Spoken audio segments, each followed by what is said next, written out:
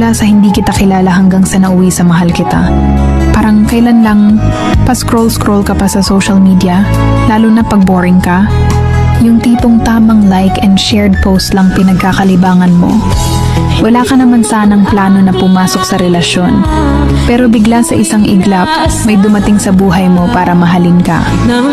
At sa hindi inaasahan, nahuhulog ka na rin sa kanya hanggang isang araw. Yung akala mo magiging mag-isa, pero hindi pala, kasi may taong tatanggap sa'yo ng buo. Ang sarap nga naman magmahal kapag mas mahal ka. Ang sarap makontento kapag mas kontento sa'yo. Hahanap ka pa ba ng iba kung sobra-sobra na siya? Kaya nga sana, wala na lang niloloko para wala na lang nasasaktan.